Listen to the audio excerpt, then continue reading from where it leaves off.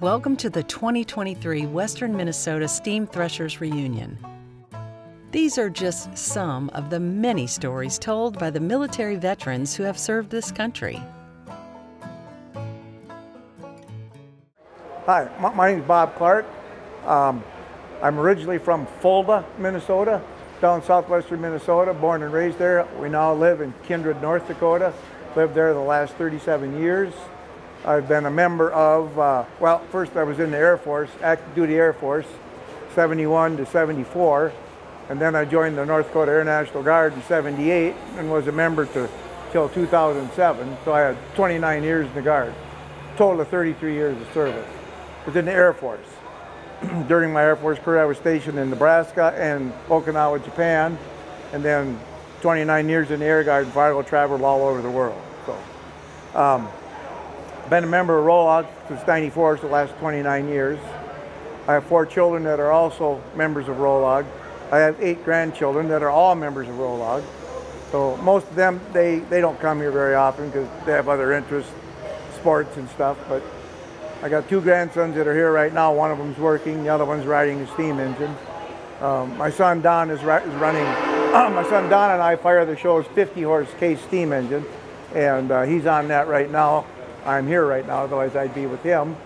How we got joined here when we first moved to Kindred in '86. The guy we bought our house from had a lake place over here on Lake Melissa, and we drove by here one Labor Day weekend. I'd never heard of the place before, so we stopped in, went to the show, 4 kids and us, and the following year, '94, we joined, and we've been members here ever since. And that we've spent every Labor Day here since then. My wife and I, we camp on the grounds all summer long. We're here most weekends working. And our 2 big weekends of the year, of course, are Father's Day and the show right now. And we're here both of those days. Father's Day weekend, part of the show, I can be found in the B&R sawmill or here running a steam engine. But this weekend, because I'm a vet, I'm helping here too. So. And I've participated in just about every expo we've had since 1986, been on the committee. And when this one came up, well, I had to be on this one. And it just blows me away, the kind of equipment we have out here. I was involved with getting 6 pieces here. The biggest one is the Huey helicopter sitting out here. I used to be on the board at Bonanzaville, and so I have close ties there, and that helicopter resides at the museum at Bonanzaville. So we hauled it out here last Friday. So a lot of vets have said, well, you got the tank on one end, the ground pounding, and you got the helicopter on the other end, the air side of it. So, and then everything in between. So it's pretty amazing. It's really amazing. And I don't have a count right now on how many veterans have came through here, but we have a lot of people here right now because of this expo, or they probably wouldn't be here because they're not into tractors or any of that kind of stuff. But when they heard the veterans thing. And one of the highlights yesterday too was the flyover we had. The P-51 and the T-6 techs, and that was absolutely amazing. It was one of the highlights of the whole show. Nobody's going to be able to top that. Hi, my name is Virginia Krauser, and I was in the North Dakota Army National Guard Nurse Corps. And I'm from Fargo, North Dakota right now. And I served out of the Bismarck, I was stationed out of the Bismarck unit, and we traveled the state of North Dakota making sure everybody was ready if they were getting deployed. So we did all of their shots and all of their physicals and made sure all of their paperwork was in order. And I am not a member of the steam threshers. However, my husband's father used to bring his kids here every year. And then when we had our 2 kids, that was a family tradition. So now we've come with our grandkids, and hopefully we'll carry on that tradition. And one thing I would like to tell folks is that I helped with 6 of the honor flights out of Bismarck, the Rough Rider honor flights, when they were first getting started in North Dakota, and I was the medical lead. And I have to tell you that if you have someone who qualifies to go to the honor flight, please get them registered, because they will never forget that experience. And if you have an opportunity to participate, please participate, because that is an experience that will change your life. And my duty stations, like I said, I drilled out of Bismarck, but we traveled the state of North Dakota, and for 2 years I was on active duty. And for 6 months of that, I was in Bosnia, and I was the chief nurse of the clinic there. And then for the following year and a half, to fill out my 2 years of active duty, I worked at Camp Williams in Draper, Utah, and I worked with the Wounded Warrior Project, and I was the case manager supervisor for that. In the last 18 years of my nursing career, I had the privilege of being a nurse at the Fargo VA, working with the veterans, the best people in the world. My name is Jerry Obrist.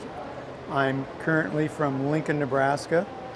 I grew up on a farm in southeast Nebraska many years ago, and I was in the U.S. Navy, and I've been a member at WMSTR for about 12 years, and I did take steamer school about 6 years ago, and I'm working on getting my boiler time with the boiler that runs the 1920 merry-go-round. And my duty station was a tough job. I was I was stationed in Hawaii in a transport squadron, and I was an electronics technician, so I worked on the radio so they could communicate and figure out where they're at when they flew. And they flew in the later days. They flew supplies to Vietnam at the start of the Vietnam War, and I was in the service from 1961 to 1964.